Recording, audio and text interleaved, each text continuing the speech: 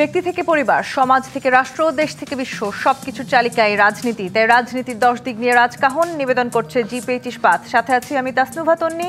অবশেষে দেশি বিদেশি বিশেষজ্ঞ চিকিৎসকদের পরামর্শ অনুসারে উন্নত চিকিৎসার জন্য বিএনপি চেয়ারপারসন বেগম খালেদা জিয়াকে লন্ডনে নেওয়া হচ্ছে। সব ঠিক থাকলে আজ বৃহস্পতিবার মধ্যরাতের পরে অথবা আগামীকাল শুক্রবার ভোরে কাতার সরকারের দেয়া একটি এয়ার অ্যাম্বুলেন্সে তাকে নিয়ে রওনা দিবে। টানা 12 দিন ধরে অত্যন্ত সংকটাপন্ন অবস্থায় দিন পার করছেন আপসহীন নেত্রী খালেদা জিয়া, যার প্রভাব পড়েছে দেশের সামগ্রিক রাজনীতিতে। ফ্যাসিস্ট হাসিনার পতনের 15 মাস পর দেশে নির্বাচনী উৎসব শুরু হলেও এখন তাতে যেন অনেকটাই ভাটা পড়েছে।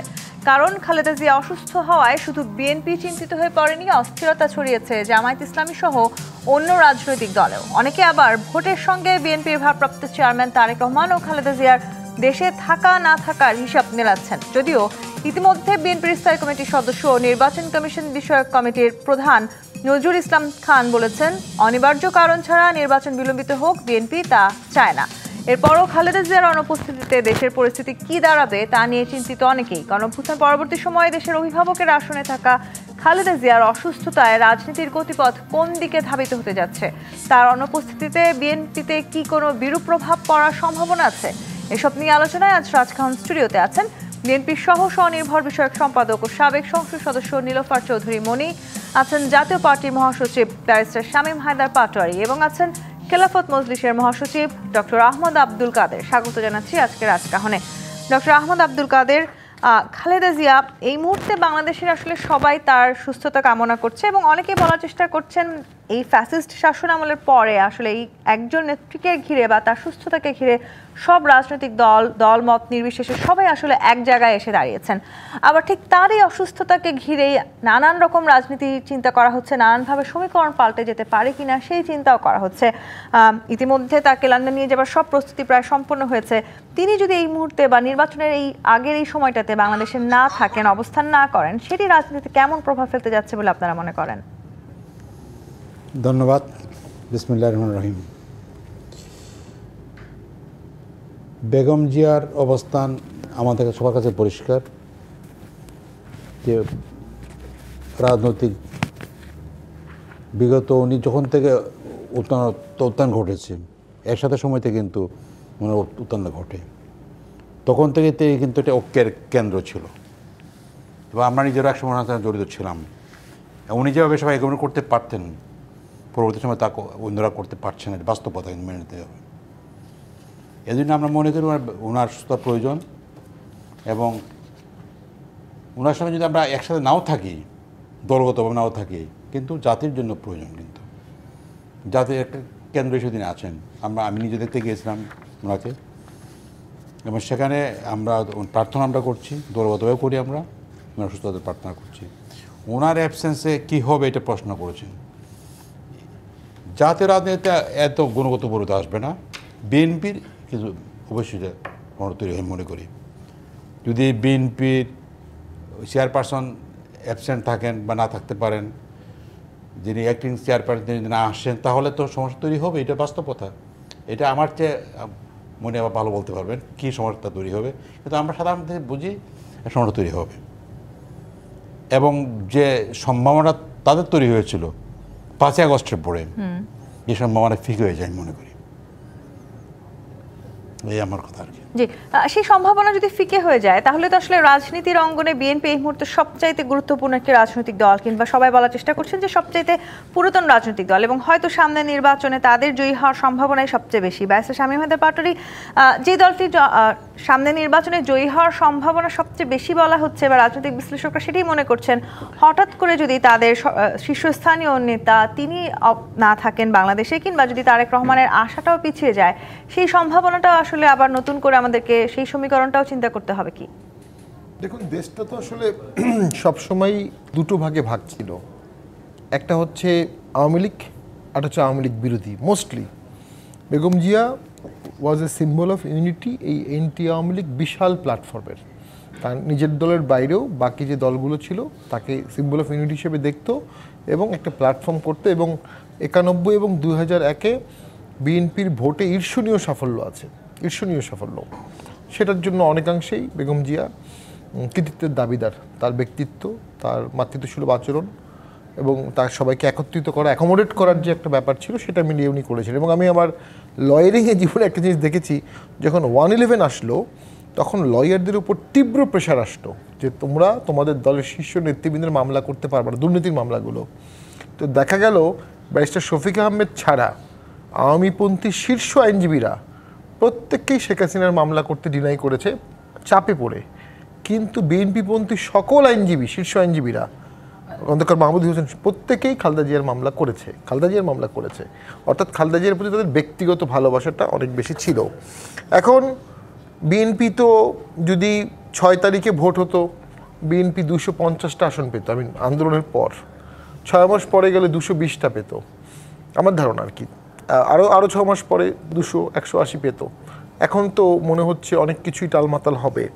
বিএনপির রাজনীতিতে একটা পর্যায়ে ছিল আন্দোলন বা গত বিপ্লবের 3 মাস 6 মাস পরে 2-1টি দল ছাড়া সবাই চাচ্ছিল বিএনপি আসুক, সকল স্টেক হোল্ডার চাচ্ছিল বিএনপি আসুক, সকল পাওয়ার বলয় চাচ্ছিল বিএনপি আসুক ক্ষমতায়। কারণ বিএনপি একটা গণতান্ত্রিক দল মোটামুটি, এবং তারা কাঠামোগত রাজনীতি করে, বৈপ্লবিক রাজনীতি করে না। সবাই চাচ্ছিল একটা নিয়মতান্ত্রিক রাজনৈতিক দল আসুক, যাতে কেউ তালেবানি সরকার বা কেউ বামপন্থী সরকার, কেউ খেমারুজ সরকার, কেউ এলোমেলো সরকার করতে না পারে। সেনাবাহিনী, পুলিশ প্রশাসন নিয়ে দেশটাকে স্বাভাবিকভাবে চলায়, এটা সবাই চাচ্ছিল। এমনকি আওয়ামী লীগও চাচ্ছিল যে বিএনপি আসে, নট ব্যাড, আমি যেটা ভাইবেশনে বুঝি। সেখান থেকে বিএনপি আজকে কোথায় চলে আসছে? প্রথম হচ্ছে আওয়ামী লীগের ব্যানটা বিএনপি 2 দিন ঠেকাতে পারেনি। 2 হচ্ছে জুলাই সনদ, গত বছরের ডিসেম্বরের 31 তারিখে হঠাৎ জুলাই সনদ দিয়ে দাবি ওঠে। বিএনপি প্রথম থেকে সেটাকে চায়নি, পরে কিন্তু বিএনপি জুলাই সনদে রাজি হয়েছে। ঠেকানোর দায়িত্ব কি বিএনপির? না, দায়িত্বটা না, যেহেতু বিএনপি প্রথমে বলেছিল যে ইনক্লুসিভ ভোট আমরা চাই, এটা বলেছিল যেহেতু, সেটাকে ধরে রাখতে পারেনি। তারপরে আসেন ভোটটা, যেটা ডিসেম্বরে হয়েছিল, ফার্ম ডিসেম্বরেই হতে হবে, সেটা চলে গেল ফেব্রুয়ারিতে। ফেব্রুয়ারিতে কোথায় গেল? একদম রোজার আগে।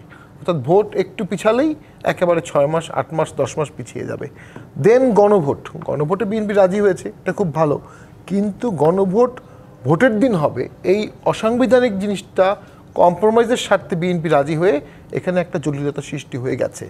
চতুর্থ, আমার মনে হচ্ছে তারেক জিয়া সাহেব, যিনি অবশ্যই জিয়াউর রহমানের অনলি সার্ভাইভিং সান, এবং তাকে ঘিরে বিশাল একটি বলয় রাজনীতি আবর্তিত হচ্ছে।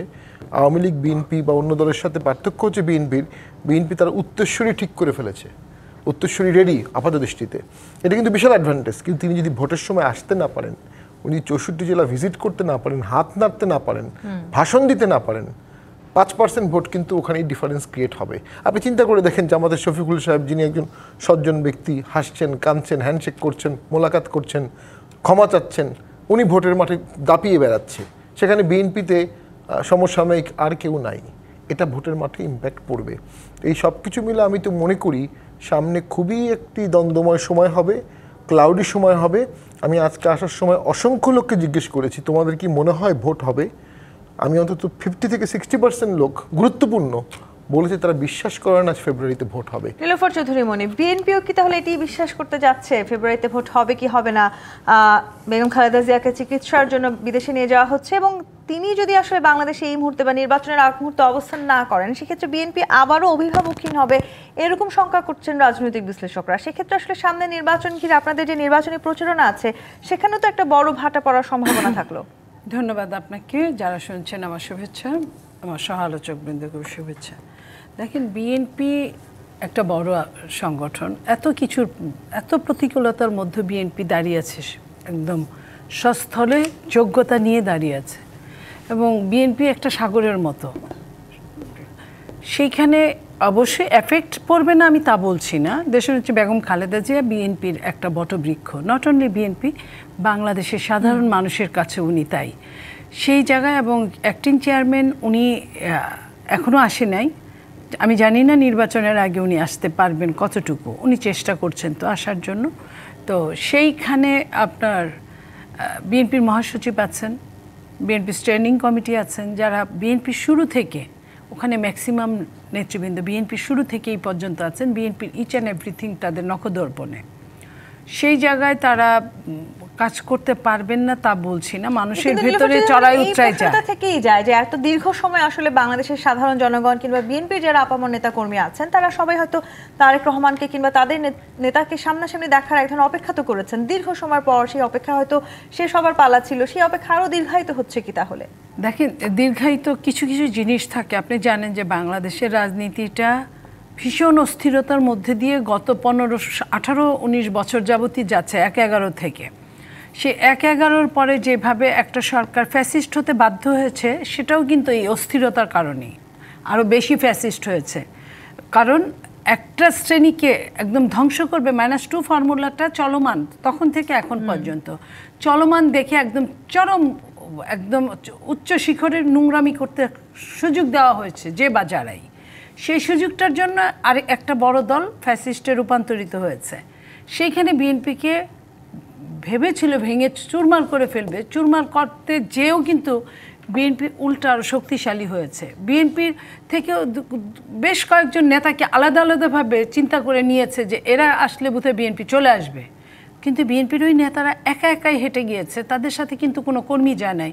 যে কর্মীটা 15 বছর 20 বছর অতন্ত্র প্রহরীর মতো জেগে তাকে পাহারা দিয়েছে, সেই কর্মীটাও কিন্তু ওই নেতার সাথে যায় নাই, কারণ তার বেস হচ্ছে শহীদ প্রেসিডেন্ট জিয়াউর রহমান এবং খালেদা জিয়া। কিন্তু তারেক রহমানকে ছাড়া সামনে নির্বাচনটা আসলে হবে নাকি হবে না, এখন আমি সেটাই আমি বলছি আপনাকে। আমাদের নেতা জনাব তারেক রহমান সাহেব, উনি আপনার এতদিন কিছু বলেন নাই, বুঝেন না যে তা তো না, বলেন নাই। যখন দেয়ালে পিঠ ঠেকে গেছে তখন কিন্তু বলেছেন উনি যে আমার একার নিয়ন্ত্রণের মধ্যে না। তো এই একার নিয়ন্ত্রণের মধ্যে না থেকে বলে এখানে আর কাউকে যে আপনাকে আমি বললাম না ভদ্রলোকের মতো যে ঠিক আছে আপনি খেয়েছেন, জি খেয়েছি, ক্ষুধার টাইমটা এমন যে এখন আর না বলে কোনো উপায় নাই যে আমি আসলে 3 দিন 7 দিন না খেয়ে আছি, আমাকে যা পারেন খেতে দেন। তো এই জায়গাটাই কিন্তু উনি প্রকাশ করেছেন যে ওনার একার উপর ডিপেন্ড করে না। এই যে একার উপর ডিপেন্ড না করার জন্য এর পিছনে কে দায়? সে আন্তর্জাতিক মোড়লরা, দেশীয় বিদেশীয় যত রকমের ষড়যন্ত্র যা চলছে। যেমন ধরেন শেখ হাসিনার যেদিন রায় হয় তার 1-2 দিন পরেও কিন্তু চট্টগ্রামের বন্দরটা লিখে দেওয়া যেত। ওই একই দিনে হওয়ার মধ্যে কিন্তু একটা বিভিন্ন ধরনের একটা আপনার ষড়যন্ত্রের গন্ধটা পাওয়া যায়, আরও প্রকাশ্য। তো সেই হিসেবে আমি বলছি যে এই দেশে বাংলাদেশে যত দুর্বল সরকার থাকবে আপনার মোড়লদের জন্য তত সুবিধা হবে। একই সময় নীলোফার চৌধুরী মনি বেগম জিয়ার এই শারীরিক অবস্থার যে অবনতি হচ্ছে, বা আমরা চাই যে উনি সুস্থ হয়ে উঠুক, কিন্তু উনি যদি দেশের বাইরে থাকবেন, একই সময় যদি তারেক রহমান ফেরত আসতে না পারেন, বা আপনি যেটি বলছিলেন যে তিনি বলেছেন যে একক নিয়ন্ত্রণাধীন নয় তার দেশে ফিরে আসাটা, সেটির কারণেও বিএনপি অনেক দুর্বল হয়ে যাবে কি? আমি এটা মনে করি না যে একজন লিডার সে তার নেতৃত্বের উপর, আমরা পৃথিবী থেকে যেসব লিডার চলে গিয়েছেন তাদের কিন্তু এখনো যে থিওরিগুলো আছে সেই থিওরির উপর কিন্তু রাষ্ট্র চলে, রাষ্ট্রের অনেক কিছুই চলে। তো সেইখানে আমি মনে করি না যে উনি সশরীরে না থাকলে, সশরীরে না থেকে যদি এত বড় দলটা বড় থেকে আরও বড় হয়েছে, ছোট কিন্তু হয় নাই, তাহলে সশরীরে না থাকলেই দেখেন। আমি আরেকটা প্রমাণ দেই, আমি অনেকবার দেশনেত্রী বেগম খালেদা জিয়ার সাথে অনেক জেলায় জেলায় ট্যুরে গিয়েছি আপনার ইলেকশনের সময়। ওনার কিন্তু সব সময় 64টা জেলা ঘোরা সম্ভব হয় না 300 আসনে। তো যে 300 আসনের মধ্যে যে 10টা 20টা 50টা আসনে যেতে পারেন না উনি, সেই আসনগুলো কি পাশ করেন নাই? ওর ভেতর থেকে কি পাশ করেন না? উনি জান নাই বলে কি ফেল করেছেন? তা কিন্তু না, ওনার ব্লেসিং আছে, এইখানেও ব্লেসিংস থাকবে। তো সেইখানে আমরা মনে করি যে থাকলে ভালো হয়। সেই পরিস্থিতি এবং এখন আসলে এই অভ্যুত্থানের পরবর্তী পরিস্থিতিতে অনেক ধরনের ফারাক আছে, সেটিও আসলে অনেকেই বলছেন। ডক্টর আহমদ আব্দুল কাদের, যেটা আমার হাতে নাই, তারপরেও আমার দল কিন্তু ওটাকে ফেস করেছে, সেটা নিয়ে আমি মনে করি যে এইখানে তর্কটা অবান্তর। আমার মনে হয় যে আমরা সার্ভাইভ করতে পারি। এই যে আসলে আমরা বারবার বলছি যে গণঅভ্যুত্থানের পরবর্তী যে পরিস্থিতি, সেটির সাথে আসলে এর আগের পরিস্থিতির এক ধরনের বড় অমিল আছে, এবং এখন আসলে এসে ডক্টর আহমদ আব্দুল কাদের বিএনপির এই যে শীর্ষস্থানীয় নেতা, তারা যেহেতু দেশে নেই, সেই জায়গাটি নিয়ে আসলে অন্যান্য রাজনৈতিক দল ষড়যন্ত্র করছে। বিশেষ করে অনেক রাজনৈতিক বিশ্লেষকরা বলার চেষ্টা করছেন, এমনকি অনেক নেতাকর্মীদেরকেও বলতে শোনা গেছে যে আপনারা দীর্ঘদিন ক্ষমতায় না থেকেও ক্ষমতার যে স্বাদ পাচ্ছেন সেটিকে জিয়ে রাখার জন্য এক ধরনের ষড়যন্ত্র করবেন, যাতে করে সামনের নির্বাচনটি পিছিয়ে যায়। মানে আমরা বলতে ইসলামিক রাজনৈতিক দলগুলো এটা আমরা স্বাদ পাচ্ছি কিভাবে? পড়াশোনা আমরা আছি, পড়াশোনা যদি বলে তাহলে তো বিএনপি বেশি আছে, গনে গনে বলা যাবে, এটা বলার প্রয়োজন, এইসব আলোচনা তোলার প্রয়োজন নাই। আপনার সাথ পাওয়ার কোনো বিষয় না। এটা গভর্নমেন্ট অন্তর্বর্তীকালীন সরকার, সবারই সরকার, এটা বিএনপি সাপোর্ট দিয়েছে, আমরা সাপোর্ট দিয়েছি, দল মধ্যে সবাই সাপোর্ট দিয়েছে। কাজে এটাকে আমাদের আর তাদের সরকার না, এটা হচ্ছে জনগণের সরকার বা অভ্যুত্থান পরবর্তী সরকার। কাজে এখানে এটা এইভাবে অ্যালাইন করার কোনো অর্থ হয় না। এবং এটা চক্রান্ত ষড়যন্ত্র হতে পারে, কেউ করতে পারে, এটা আমরাই করছি, এটা তো বড় একটা ব্লেম, স্র্যাপ ব্লেম, এই সমস্ত ব্লেম গেম পরিহার করা উচিত। রাজনীতির সংস্কার আনতে হলে এটাও একটা ইম্পর্টেন্ট পয়েন্ট, ব্লেম গেম পরিহার করতে হবে। আপনি পছন্দ হয় না আপনি এক দল করেন, আমার পছন্দ হয় আমি দল করছি। কাজে এই যে ব্লেম করা, আমার দুর্বলতা ঢাকার জন্য অন্যকে দোষ দেওয়া, এটা অর্থ হয় না। বিএনপির নেতা আসা বিএনপির প্রয়োজন মনে করি, সমস্যা বিএনপির, আমার সমস্যাটা না। এবং তাদের যদি প্রয়োজন নেতা আসা, বিএনপির এই যে সমস্যার কথা আপনি বলছেন বা বিএনপির যে প্রয়োজন, সেই প্রয়োজনটাকে ঘিরেই আসলে রাজনৈতিক সমীকরণটা পাল্টে দেবার চেষ্টা করছে কোন রাজনৈতিক দলগুলো। না, সব পাঠানোর কিছু নাই তো, ভোটও হবে, ভোটে যা হয় হবে, পাঠানোর ইস্যু নাই তো। আর যেটা পাঠানো হবে এটা হচ্ছে ভোটের কেন্দ্রে পাল্টানো। আমরা জনগণকে জনমত সংগ্রহ করছি, ওনারা সংগ্রহ করছেন, শেষ পর্যন্ত জনগণ কোন দিকে যায় এটা জনগণের বিষয়। এখানে চক্রান্ত ষড়যন্ত্র গন্ধ খোঁজার চিন্তাটা, এটা অবান্তর চিন্তা আমি মনে করি। আমি যেটা বলি আর কি, যে তারেক রহমান সাহেব আসার বিএনপির জন্য প্রয়োজন আমি মনে করি, যত ব্যাখ্যা দেন তার প্রয়োজন। পুরো ক্যালকুলেশন অভ্যুত্থান পরবর্তী সময় যে পরিস্থিতি, আশা করা হচ্ছে 6 দিনে আসতেন, যদি আমি যেটা মনে করি ইন্ডিভিজুয়ালি বলি, 6 দিনে আসতেন, তিনি এসে জেলে যেতেন 2 দিনের জন্য, জেলে গেলে 2 দিন পরেই বেরিয়ে যেতেন, সমস্যা হতো না।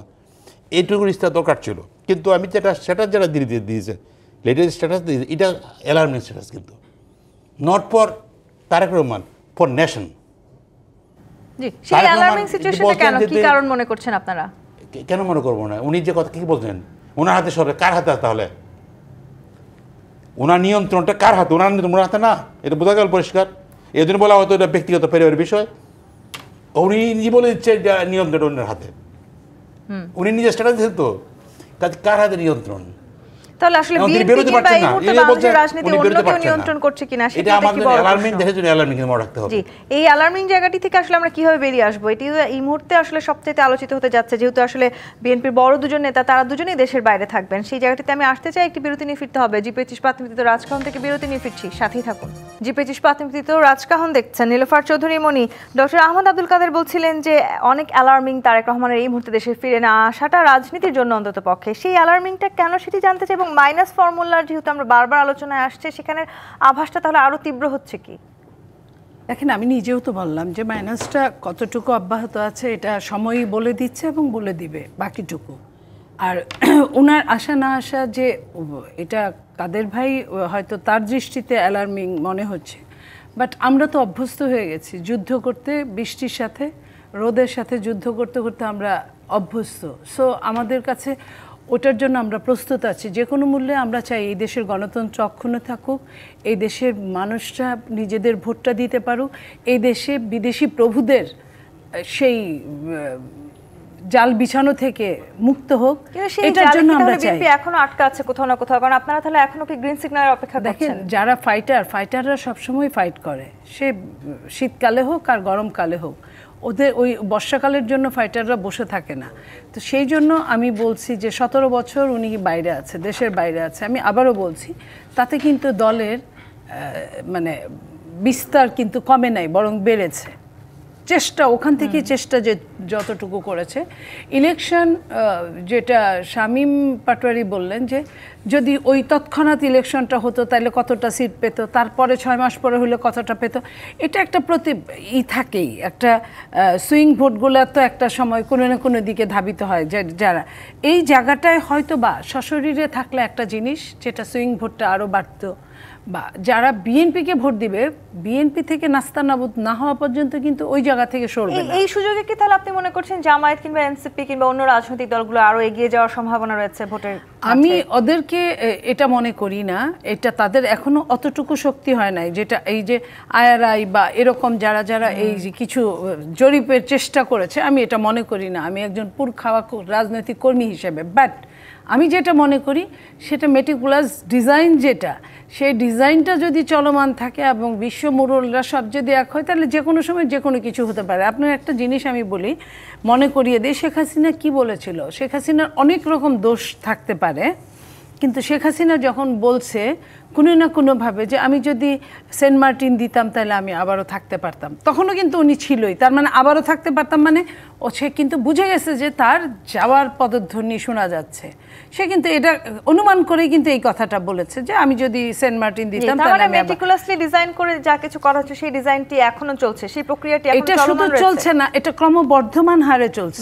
এটা পাটোয়ারি, আপনারাও কি তাই মনে করছেন? সামনে নির্বাচনী, আবার জামায়াত নেতা বলেছেন কোরআন ও সুন্নাহর আইন চালু করতে আমরা ঐক্যবদ্ধ হয়েছি। পশ্চিমা দেশগুলোর যদি এতই প্রভাব থাকে তাহলে কোরআন ও সুন্নাহর আইন চালু করে বাংলাদেশের সামনে নির্বাচন করা সম্ভব? একটা হচ্ছে যে ইসলামিক দলগুলো বর্তমানে জনপ্রিয়, হায়েস্ট এভার। স্বাধীন বাংলাদেশে এত জনপ্রিয় কখনো ইসলামিক দলগুলো হয়নি।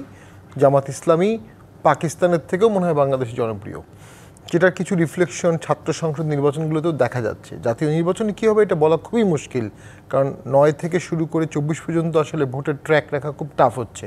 তারা ভালো করবে, ইসলামিক দলগুলো অনেক ভালো করবে, ক্ষমতায় যাওয়া অনেক বড় বিষয়, সেখানে অনেক ফ্যাক্টর যোগ থাকে। এখানে জাতীয় পার্টির ভোটটাও ফ্যাক্টর হিসেবে অ্যাড হবে, জাতীয় পার্টির ভোটটা কোন দিকে যাচ্ছে। আর যদি আওয়ামী লীগ ভোট করতে না পারে তাহলে হয় আওয়ামী লীগ ভোট প্রতিহত করবে, অথবা আওয়ামী লীগ তার পছন্দের কোনো প্রার্থীকে ভোট দেবে।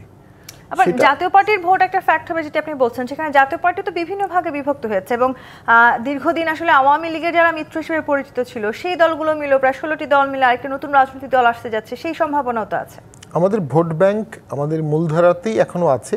আমরা মনে করি এখনও আমাদের যে বিপুল ভোট ব্যাংক আছে সেটি দিয়ে ভোটে অনেক প্রভাব রাখা সম্ভব, এবং অতীতেও তাই হয়েছে। আওয়ামী লীগ বিএনপি জামাত একসাথে ভোট করেছে, আর জাতীয় পার্টি আওয়ামী লীগ একসাথে ভোট করেছে। জাতীয় পার্টি ছিল দেখে আওয়ামী লীগ জিতে গেছে। এখন বিএনপি আর জামাত যদি আলাদা ভোট করে তখন জাতীয় পার্টির এই পার্সেন্টেজ ভোট কোন দিকে যাবে এটাও সরকার গঠনে অনেক ইম্পর্টেন্ট। যাক, সেটা অনেক ভোট হলে সেটা একটা বিষয়, ভোট হবে কিনা, সুষ্ঠু ভোট হবে কিনা, লেভেল প্লেইং ফিল্ড থাকবে কিনা, ইনক্লুসিভ থাকবে কিনা। নির্বাচন কমিশন জাতীয় পার্টিকে ডাকেনি, অলরেডি নির্বাচন দেখিয়ে দিয়েছে যে তারা আজ্ঞাবহ, দেখিয়ে দিয়েছে তারা ভীত সন্ত্রস্ত, তারা হুমকিতে ভয় পায়, তারা ভোট করবে কীভাবে। তারা 46 দলকে ডেকেছে, জাতীয় পার্টিকে ডাকেনি। অ্যান্থনি মাসক্রেন্সের অসাধারণ একটা বই আছে, লিগ্যাসি অফ ব্লাড, সকলের পড়া উচিত, সকলে পড়েওছে। তো সেখানে বলা ছিল যে 1975 সালের নভেম্বরের 2 তারিখে ঢাকা বিশ্ববিদ্যালয়ের রিক্সাওয়ালাও জানতো কাল পরশু ঢাকায় কিছু হবে। তখনই খালেদ মোশাররফ টেক ওভার করলো বঙ্গভবনে। 7 তারিখে তো আবার খালেদ মোশাররফকে মেরে ফেলা হলো, তাহের টেক ওভার করলো। তো ওই যে আজকে বাতাসে ইথারে ভোট হবে কি হবে না এ নিয়ে সবাই জিজ্ঞেস করছে, আমার থেকে যেহেতু চেনে। সেখানে কি আপনি মনে করছেন কোনো না কোনো রাজনৈতিক দলের লাভ ক্ষতিরও এক ধরনের বড় হিসাব নিকেশ কাজ করছে? আমি মনে করি সবচেয়ে বড় ঘটছে সক্ষমতা। সরকার নিজেকে সক্ষম করেনি। একটা সরকার যখন অন্তর্বর্তী হিসাবে ভোটে আসবে তার প্রথম দায়িত্ব হবে 6 মাস, 3 মাস, 1 বছর, 1.5 বছর পরে যখনই ভোট হবে সেটার জন্য নিজেকে, সরকারকে, সকলকে তৈরি করা। আপনি যেমন সরকারের সক্ষমতা নিয়ে প্রশ্ন তুলছেন, তেমনি এনসিপি নেতা নাহিদ তিনিও সরকারের সক্ষমতা নিয়ে প্রশ্ন তুলেছেন। ডক্টর আহমদ আব্দুল কাদের নাহিদ ইসলাম বলেছেন একটি দল সরকার ওইসিকে চাপ দিচ্ছে, সেই সম্ভাবনা, সেই সুযোগ এই অন্তর্বর্তীকালীন সরকারে থাকাকালীন সময় আছে কিনা? এবং এই একটি দল বলতে তারা নিঃসন্দেহে বিএনপিকেই বুঝিয়েছে। বিএনপি কি তাহলে আসলে সরকার চালাচ্ছে? না, সরকার চালাচ্ছে না। বারবার এই অভিযোগ কেন? সরকার চালালে তো আর প্রেশার দেওয়ার দরকার পড়ে না, সিদ্ধান্ত নিলে হয়ে যায়। তার প্রেশার দিচ্ছে কোথা ঠিক, এটা তো যাই যেটা বলছে এতটুকু ঠিক আছে। প্রেশারে রাখছে গভর্নমেন্টকে, প্রেশার তো সব পক্ষই রাখার চেষ্টা করছে, মনে রাখা দরকার। যার যত সামর্থ্য আছে অনেক প্রেশার রাখছে, কারণ গভর্নমেন্ট যেহেতু নিজেদের কোনো এজেন্ডা নাই এবং নির্বাচনে তারা কারো অংশ নিচ্ছে না, তাদের পছন্দ ভোটারে থাকতে পছন্দ, এটি ভিন্ন কথা, কিন্তু এজ এ গভর্নমেন্ট হিসেবে তাদের কোনো স্বার্থ জড়িত না, বরং ভালো একটা ইলেকশন করতে পারলেই তাদের ভালো এক্সিট হয়, এটা এবং তাদের সুনাম আর বেড়ে যায়। এই জন্য আমি মনে করি না তাদের দিক থেকে ইচ্ছাকৃতভাবে তারা কোনো ভোটা করছেন। যেটা হচ্ছে ওই যে কথাটা আমরা বলছি যে ভালো নির্বাচন করা তারা কথা করেছেন, এবং ইউনূস সাহেব বলেছেন যে পৃথিবীর শ্রেষ্ঠতম নির্বাচনে উপহার দেবেন, কিন্তু উপহার দেওয়ার জন্য যে সমস্ত ফ্যাক্টর জড়িত এটা এখনও অ্যাবসেন্ট আমি মনে করি। জি, কিন্তু তারা এই নির্বাচনে প্রভাব বিস্তার করছে একটি রাজনৈতিক দল, কিংবা ইসিকে প্রেশার দেওয়া হচ্ছে, সরকারকে প্রেশার দেওয়া হচ্ছে, আবার বিএনপির সব নেতাকর্মী বা প্রশাসনে বিএনপির সব নেতাকর্মীরা আছেন, সেটি যেমন অভিযোগ আছে। তিনি জামায়াতের নেতা যখন আসলে একেবারে সমাবেশে দাঁড়িয়ে নিজের মুখে বলেন যে আমরা যেভাবে বলবো প্রশাসন সেভাবেই চলবে, আমরা উঠতে বললে উঠবে, বসতে বললে উনি তো বসবে। জামাতের খুব গুরুত্বপূর্ণ নেতা নয়, এমপি বটে ছিল, কিন্তু উনি বলেছেন জামাত ছোকজ দিয়েছে, কাজে এইটা নিয়ে আলোচনা খুব বেশি করা হচ্ছে, এটা ওর প্রয়োজন। আমি তো অন্যান্যদের বক্তব্য বলি, তো আরও বাড়াতে কথা বলতে হবে। যদি বিএনপির জয়নাল আবদিন সাহেব কথা বলেছে যে কোনো ভোটে আমরা মানি না, নেগেটিভ ভোট দেবো, এটা তো বিএনপি তো সেন্টার এটাকে অ্যাড্রেস করে নাই। এরকম কিছু কথা, ফাউল কথা অনেকের নেতারাই বলে আমাদের দেশে, দুর্ভাগ্য হচ্ছে এটা আর কি। কিন্তু কেন্দ্রীয় কমিটি যদি এটা এন্ডোর্স করছে না, কাজে এটা নিয়ে আলোচনা করার প্রয়োজন আমি মনে করি নাই। এটা একান্তই ইন্ডিভিজুয়াল কনসেপ্ট। জি, সেটি নিয়ে আসলে আপনাদের বা ইসলামিক রাজনৈতিক দলগুলোর এই মুহূর্তে সেরকম কোনো ভাবনা নেই, কিংবা আবার বিএনপিও তো অভিযোগ করছে যে আপনারা আসলে আপনাদের নিজেদের লোকজন প্রশাসনে বসিয়ে রেখেছেন, এবং এই মুহূর্তে বিএনপি এবং জামাত কিংবা ইসলামিক যে জোট আছে তাদের এক ধরনের মুখোমুখি অবস্থান আছে নির্বাচনের মাঠে। আমি একটা কথা বলি, যেহেতু 16-17 বছর আওয়ামী লীগ গভর্নমেন্ট চালিয়েছে এবং যেহেতু কর্মকর্তা নিয়োগপ্রাপ্ত হয়েছে, যদিও আওয়ামী লীগের লোকই বেশি বাছাই করা হয়েছে, তারপরে তো যারা ব্রিলিয়ান্ট চেষ্টা করেছে এবং কিছু কিছু ঢুকেছে, বিএনপির লোকও ঢুকেছে, জামাতের লোক, ইসলামের লোকও ঢুকেছে, কিন্তু সংখ্যাটা বিএনপির বেশি মনে রাখতে হবে। সংখ্যাটা বিএনপির বেশি বলে মনে করছেন নীলুফার চৌধুরী? মানে সংখ্যাটা যদি বিএনপির বেশি হয় তাহলে আসলে সামনের নির্বাচনটা অনেকাংশে হয়তো বিএনপি দ্বারা নিয়ন্ত্রিত হবে। আমি তো বলবো অনেকে বলার চেষ্টা করে ওনার রাজনৈতিক আমি একটা কথা বলি, ওনার জায়গা থেকে আমরা যারা চাচ্ছি একজন ব্যক্তি হিসাবে একটা দলের আমরা সাথে আমাদের জায়গা থেকে বলতে যদি দিতেন, যেমন ধরেন যে প্রথমে যখন ডিসি আসলো, ডিসিদের যে ট্রান্সফার করছে, আমাকে একজন ডিসি বলল, সে আমাদের দল করতে একটা সময় ছাত্র দল, সে বলল যে আপা আমরা মাত্র 2টা ডিসি। আমি তার বরাত দিয়ে বলছি, এখানে নিজেদের কথা তো এটা বলতে অসুবিধা নাই, যে বলে না যে গ্রামে যে যার গরু সে বলে বাচ্চা, মানুষ বলে বছরে বাচ্চা দেয়। তো ওনারা যদি বলে, আরেকটা জিনিস আছে, সাদা দল বলে খ্যাত, সাদা দলে কিন্তু বিএনপি এবং জাতীয়তাবাদী মাইন্ডেড লোকরা সাদা দল করে, লাইক ইউনিভার্সিটিগুলার আপনি যদি দেখেন, সেইখানে কোন সাদা দল কারা সেটা একটা ব্যাপার আছে। 3 হচ্ছে গুপ্ত রাজনীতি যারা করে, গুপ্ত রাজনীতি যে পর্যন্ত নিজের গুপ্ততা স্বীকার না করবে তাকে ধরা ভীষণ কঠিন, কারণ অভিনয় হিসেবে সে অত্যন্ত নিপুণ। তো এই নিপুণ অভিনেতা তাকে না বলা পর্যন্ত, যেমন আওয়ামী লীগ পতনের পর যখন তারা স্বীকার করেছে যে আমরা শিবির করতাম, আমরা জামাত করতাম, তখনই বোঝা গেছে। এর আগে কিন্তু খোদ সরকারও, কিন্তু সরকারের মধ্যে যে গোয়েন্দা সংস্থা থাকে তারাও কিন্তু বুঝে নাই, বুঝলে কিন্তু এই আপনার এই ডিজাইনটা ঢুকাইতে পারতো না মেটিকুলাস, বা আমরা যদি বলি যে আপনার যে ডিজাইনটা ঢুকায় তারা কোটা দিয়ে দেশ নিয়েই নিল, তো সেটা পারতো না। তো এই জায়গাটাই আপনার যদি মনে করেন যে বেড়ায় যদি খ্যাত খায়, সেই খ্যাত তো আপনি উদ্ধার করতে পারবেন না। বিএনপির অবস্থা এরকম, অনেকটা বেড়ায় খ্যাত খাওয়ার মতো। ব্যাসের শামীম পাটোয়ারি, এরকম অবস্থা আসলে এক ধরনের পলিটিক্যাল ক্রাইসিস কিংবা কনস্টিটিউশনাল ক্রাইসিস দেখা দেবে বলে কি আপনি মনে করেন? আমি উত্তর নিব, একটা বিরতি নিতে হবে। জি25 ইস্পাত নিবেদিত রাজখান থেকে আরেকটি বিরতি নিয়ে ফিরছি, সাথেই থাকুন। জি25 ইস্পাত নিবেদিত রাজখান দেখছেন। ব্যাসের শামীম পাটোয়ারি, বেগম খালেদা জিয়ার অনুপস্থিতিতে দেশে এক ধরনের পলিটিক্যাল ক্রাইসিস হতে যাচ্ছে, সেই সংখ্যা যেমন অনেক প্রকট, তেমনি কোনো কনস্টিটিউশনাল ক্রাইসিস দেখা দেবে বলে কি মনে করেন? বাংলাদেশ এবং পাকিস্তানি স্টুডেন্টদেরকে ইউকেতে অনেকগুলো ইউনিভার্সিটিতে অ্যাডমিশন বন্ধ করে দিয়েছে, প্রায় 12,000 পেন্ডিং ভিসা না করে দিয়েছে। ফ্যাটাল ব্লো, অর্থাৎ ফরেন পলিসিতে বাংলাদেশের র্যাঙ্কিং নামছে আতঙ্কজনিত দেশ হিসাবে, এবং ভিসা সংক্রান্ত জটিলতার কারণে বাংলাদেশের ব্র্যান্ডিং খারাপ হচ্ছে। এখন বেগম জিয়ার মৃত্যু বা উনি যদি না থাকেন, স্বাভাবিকভাবেই বিএনপিতে একটা ইন্টারনাল পাওয়ার ব্যালেন্স শিফটিং হবে। সিনিয়র একজন পলিটিশিয়ান না থাকলে যেটা হয়, সেখানে সিদ্ধান্তগুলো এলোমেলো হয়। এরশাদ স্যার নাই, খালেদা জিয়া মৃত্যুসজ্জায় বা খুব অসুস্থ, শেখ হাসিনা পালিয়ে গেছে, তো দেশ তো সিনিয়র পলিটিশিয়ান শূন্য হয়ে গেছে পুরোপুরি। জিএম কাদের আছেন একমাত্র সিনিয়রদের মধ্যে, ওই ব্যাচের মধ্যে জিএম কাদের আছেন। কোনো প্রাইম মিনিস্টার নাই, কিন্তু বর্তমানে সাবেক কোনো প্রাইম মিনিস্টার অ্যাক্টিভ নাই অ্যাট দ্য মোমেন্ট। সাবেক রাষ্ট্রপতিও অ্যাক্টিভ কেউ নাই। হামিদ সাহেব তো অলরেডি অবশ্যই তারা আগের রিজিমের, তো দেশ চালাবে কে? সেক্ষেত্রে আসলে যারা দৌড়ে দ্বিতীয় অবস্থানে আছেন তাদের এগিয়ে চলে আসার এখানে সম্ভাবনা তো আরো প্রকট হচ্ছে। একটা মাৎসন্যায় হতে পারে, দেশটা ছোট ছোট অংশে ভাগ হয়ে যাবে। আই মিন ইন্টারনালি দলগুলো একটু ফ্র্যাকশনাল হয়ে যাবে, ফ্র্যাগমেন্টেড হয়ে যাবে, এটা আগেও হয়েছে। এবং সেই ভাগের কারণে একটা ভাগের সাথে আরেকটা ভাগের দ্বন্দ্ব হবে। এটা যেহেতু একটা বিভাজনের রাজনীতি বাংলাদেশে শুরু হয়েছে, ওই যে আওয়ামী লীগ না থাকার কারণে বিএনপির গুরুত্ব কমে গেছে। আওয়ামী লীগ যখন থাকতো তখন বিএনপিকে সবাই জোট করতো, তখন আর জামাত কিন্তু বিএনপিকে হুমকি দিত না। জামাত প্রথম বিএনপিকে কখন হুমকি দিল, মানে আমি জামাত নেই বলা ঠিক না তাও বলছি, ঝগড়াটা ফর্মাল ঝগড়া কখন হলো? আওয়ামী লীগ ব্যানের পরে। আওয়ামী লীগ ব্যানের আগ পর্যন্ত হিসাব ছিল যে না, বিএনপি জামাত একটা মোটামুটি আন্ডারস্ট্যান্ডিংয়ে চলতে হবে, বা আমি মনে করি এখন আন্ডারস্ট্যান্ড আছে। আপনি এনসিপির কথা বলছেন, এনসিপিতে অনেক ভালো ভালো সাহসী ছেলেপেলে আছে, খুব ব্রিলিয়ান্ট দুই একজন আছে আমি দেখেছি, তারা অনেক ভালো করতে পারত, কিন্তু তারা সবাইকে গালি দিয়েছে।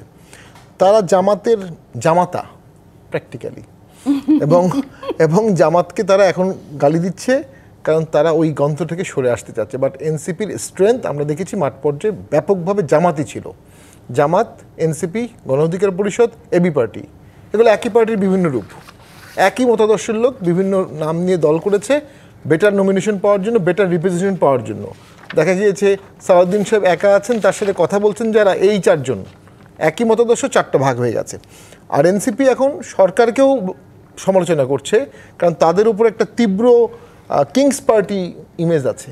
কিংস পার্টি ইমেজের মানুষ কিন্তু সুষ্ঠুভাবে ভোট দেয় না, কারণ তারা এই 1 বছরের যে সরকারের ব্যর্থতা, এটার লায়াবিলিটি কিন্তু এনসিপিকে নিতে হবে, ওরা এখান থেকে সরে আসতে চাচ্ছে।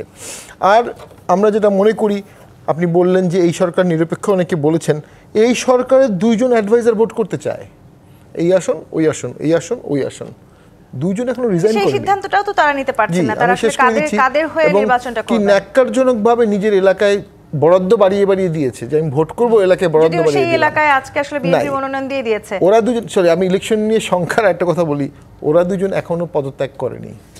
সেক্ষেত্রে আসলে ডক্টর আহমদ আব্দুল কাদের, এই যে আসলে এনসিপি নেতা কিংবা এই মুহূর্তে যারা সরকারের উপদেষ্টা হিসেবে আছেন, তারা নির্বাচন যেহেতু করছেন, তারা এখনো পদত্যাগ করেনি, সবকিছু মিলে নির্বাচন ঘিরে আসলে যখন শঙ্কা আছে, তখন বিএনপির অন্তর্দ্বন্দ্ব মেটানোর জন্য বেগম খালেদা জিয়া কিংবা তারেক রহমান যেমন খুবই গুরুত্বপূর্ণ ছিল, তেমনি মোহাম্মদ ইউনূস এবং জামায়াত ইসলামীর সঙ্গে যে সম্পর্ক, সেটিকে চালিয়ে নেওয়ার ক্ষেত্রেও এই 2 জন ব্যক্তিকে খুবই গুরুত্বপূর্ণ বলা হয় রাজনৈতিক অঙ্গনে। সেটি তাহলে সামনের দিকে কিভাবে হচ্ছে? শেষ কথাটা বুঝলাম না। বিএনপির সাথে মোহাম্মদ ইউনূস কিংবা জামাত ইসলামী বা 8টি যে ইসলামিক দল আছে, তাদের যে সম্পর্ক, সেই সম্পর্ককে চালিয়ে নিয়ে যাওয়ার জন্য বেগম খালেদা জিয়া কিংবা তারেক রহমান, তাদের যে আলোচনা, সেটিকে খুবই গুরুত্বপূর্ণ মনে করা হয় রাজনৈতিক অঙ্গনে। সেই সম্পর্কটা সামনের দিকে কিভাবে চলবে বলে মনে করেন? আমি মনে করি না ইসলামী দলগুলোর মধ্যে যে সম্পর্কের সমস্যা, এটা ব্যাপক সমস্যা না। অ্যাপারেন্টলি মনে হয় যে অনেক সমস্যা, এবং কেউ কেউ ইউজও করে, এবং আমি অনেক নেতার পক্ষে শুনি তো যে ভাষায় তারা কথা বলে, তাদের এগুলো বিশ্বাসও না, তারা এটা পলিটিক্যাল স্ট্যান্ড হিসেবে কথাটা বলে আর কি। এই জন্য ইসলামিক গ্রুপগুলো ঐক্যবদ্ধ হওয়ার চেষ্টা করছে, কথা সত্য, এবং ঐক্যবদ্ধ হওয়া মানে চুট করা নয়, নির্বাচনে একটা আসনে একজন প্রার্থী দেওয়া, এই হলো স্লোগানটা। এবং স্লোগানের প্রথম আমি সবাইকে কনভিন্স করেছি ব্যক্তিগতভাবে যে এটাই একমাত্র সুযোগ যে আমরা এক জায়গাতে একজন প্রার্থী দাঁড় করাবো। সবাই একসাথে একমত হয়েছে, বিশেষ করে পীর সাহেবের সঙ্গে জামাতে তো প্রচণ্ড বিরোধ ছিল, আমরা জানেন অনেক বিরোধ ছিল তাদের, তারাও একমত হয়েছে এটা করা ছাড়া আমাদের অবস্থিত রক্ষা করার স্কোপ নেই। এবং বিএনপির নেতৃবৃন্দে যে সমস্ত বক্তব্য মাঠে ঘাটে দিচ্ছে, এই অ্যালার্মিং। এখানে একটু প্রশ্ন করি ডক্টর আহমদ আব্দুল কাদের, একদম ছোট করে আমি উত্তরটি নিতে চাই। এই যে আসলে বেগম জিয়া কিংবা তারেক রহমানের অনুপস্থিতি, সেই সুযোগ আসলে ইসলামিক দলগুলো নেওয়ার চেষ্টা করবে কিনা? সুযোগের বিষয় তো না, এটা আমি একটা কাজ করছি, সুযোগ আমার যত দূর সম্ভব আমি নেবো, এটা স্বাভাবিক কথা। সুযোগ তো আপনি নেবেন। তাহলে মোকাবেলা কিভাবে করবে বিএনপি? নীলুফার চৌধুরী মনি, বিএনপি রাজনীতি বড় ধাক্কা খেতে যাচ্ছে কিনা সামনে? দেখেন, কখন যে কার কি হয় কেউ বলতে পারে না, কে যে ধাক্কা খাবে আর কে ধাক্কা খাবে না। আমি বললাম বিএনপি যুদ্ধ করে অভ্যস্ত একটা দল, 15-16 বছর শেখ হাসিনার এগেনস্টে যুদ্ধ করেছে, তার আগে 2 বছর 11 সরকারের এগেনস্টে যুদ্ধ করে টিকে আছে।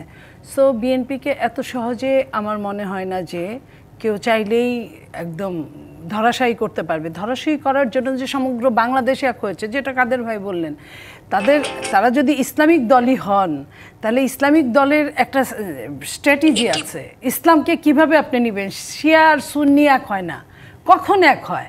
যখন তাদের মধ্যে নোংরা কোনো অভিশাপ টার্গেট থাকে। নোংরা কোনো টার্গেট থাকলে একজন মাজার পছন্দ করে, আরেকজন তার একদম ঘুরে এগেনস্টে, যেটা লাশ তুলে পুড়ে ফেলে। এটা হওয়ার পরে আপনি দেখেন যে এই দেশে শেখ হাসিনা পালিয়ে যেতে বাধ্য হওয়ার পরে প্রায় 200 মাজার ধ্বংস করা হয়েছে। সেইখানে তারা একখানে হয় কিভাবে? তাদের তো নিজস্ব স্ট্র্যাটেজিই থাকে না যদি তারা এক হয়। তাহলে আপনি দেখেন শুধুমাত্র 2টা ভোটের জন্য 5টা বছরের এমপি করার জন্য, এবং ইসলামিক কি কায়েম করবে? আপনার দুইজন যখন যুদ্ধ শুরু হবে, একজন তো মাজার বানাবে, আরেকজন মাজার ভাঙবে, তাহলে একসঙ্গে তারা কিভাবে যায়? এটা তো আরেকটা ধর্মের সঙ্গেও যাইতে পারে, কিন্তু এখানে যাওয়ার সম্ভাবনা খুব কম। আমি এটাকে এক্সপ্লোর করতে চাই, মানে আপনি মাইন্ড করেন না, আপনি যে কথাগুলো বলছেন এগুলো খুবই মানে ঠুন্ডু কথা বলো, আমি এগুলো রাজনীতি আলোচনা করার প্রয়োজন নাই। মাজার ভাঙ্গার সমস্যা না ভাঙ্গার সমস্যা এটা রাজনীতির কোনো বিষয় না। সেগুলো লাশ পুরানোর কোনো ইতিহাস নাই। 54 বছর ঠিক আছে, লাশ পুরানোর চেয়ে আপনি কি এটা হালকা? আর এটা তো রাজনৈতিক বিষয় না, তো এটা আপনাকে বুঝতে পারতো। আপনি রাজনীতি বর্তমান আমরা কি চাচ্ছি মুহূর্তে? আমরা চাই দুর্নীতিমুক্ত হোক দেশটা, জুলুম মুক্ত হোক, শোষণ মুক্ত হোক, শান্তিপূর্ণ হোক, ট্রান্সপারেন্ট হোক। এগুলোর সঙ্গে এগুলোর সম্পর্ক আছে? কোনো সম্পর্ক নাই। আমার কথা হচ্ছে যেগুলো আমরা চাচ্ছি এই মুহূর্তে, আমরা বুঝতে আমরা কি চাচ্ছি এই মুহূর্তে, আমরা ইনসাফ চাই। যদি একটু বলি এখানে, যদি তাই আপনারা চান, তাহলে নারীদের স্কুল থেকে গানের টিচার উঠে গেল, স্কুল থেকে শরীর চর্চার টিচার উঠে গেল, এবং ফুটবল খেলতে পারবে না কোনো নারীরা। কক্সবাজারে নারীদেরকে অপমান করা হলো, ঢাকা বিশ্ববিদ্যালয়ের ওইখানে নারীদের কুশপুতলিকা বানিয়ে তাকে পিটানো হলো ইচ্ছা মতন। নারীকে তাকে অপমান করে তাকে থানায় যেতে বাধ্য করা হলো, সেই আবার নারীকে আবার চাপ দিয়ে আবার থানা থেকে মামলা তুলতে বাধ্য করা হলো। এই জিনিসগুলো কিসের লক্ষণ? এই লক্ষণগুলো তাহলে এটাই যদি হয়, তাহলে এই রাষ্ট্রটা কি ও কোন দিকে যাচ্ছে, কোন দিকে ধাবিত হচ্ছে? তার মানে সবাই ঘরে ঢুকে যাবে, ওনারা কাজ করবে, ওনারা আছে আবার 2 দিন পরে মাজার নিয়ে, আর এই যে কি বলে গান গায় যে আপনার বাউল সঙ্গীতদের, হ্যাঁ, যে বাউল এই কথা বলেছে তার শাস্তি হোক, আমিও চাই, কিন্তু তার মানে সব বাউলকে গণহারে পিটানো, এটা তো হতে সামনে ওঠার জন্য প্রস্তুত আছে। বিএনপি সামনে ধাক্কাগুলো সামনে ওঠার জন্য প্রস্তুত আছে, সেই প্রস্তুতি বিএনপি তৃণমূল পর্যায় পর্যন্ত আছে। জি, বিএনপি শোনেন, একটা কিছু তো আমাদের হতেই হবে, আমরা প্রস্তুত। আমাদের যে কোনো প্রত্যেকটা মানুষ জন্মাইলে মৃত্যুবরণ করতে হবে। আমরা চাই আমাদের নেত্রী বেঁচে থাকুক যুগ যুগ, আমরা আমাদের জীবনের বিনিময়ে এটা চাই। বাট তারপরেও আল্লাহ মহান রাব্বুল আলামিন জানেন কি হবে, কিন্তু সেটার জন্য তো আপনার ঘরে যদি 7 দিন আপনার কেউ মারা যায়, আপনি তো না খেয়ে থাকবেন না। বেঁচে থাকার জন্য আপনাকে খেতে হবে, ঘুমাইতে হবে, আপনার কাজ করতে হবে, অফিস করতে হবে। সো এই জায়গায় বিএনপি কি করবে? বিএনপি যেটা করণীয় সেটাই করবে। ধন্যবাদ। কষ্টের জায়গায় থাকবে, করণীয়র জায়গায় করণীয়। ধন্যবাদ নীলুফার চৌধুরী, মনি, ব্যারিস্টার শামীম হায়দার পাটোয়ারি, ডক্টর আহমদ আব্দুল কাদের আজকে আমাদেরকে সময় দেওয়ার জন্য। দর্শক, বিদায় নিচ্ছি আজকের মতো জি25 রাজকাহন থেকে। ফিরবো আগামী রবিবার নতুন রাজকাহন নিয়ে। ডিবিসির সঙ্গেই থাকুন।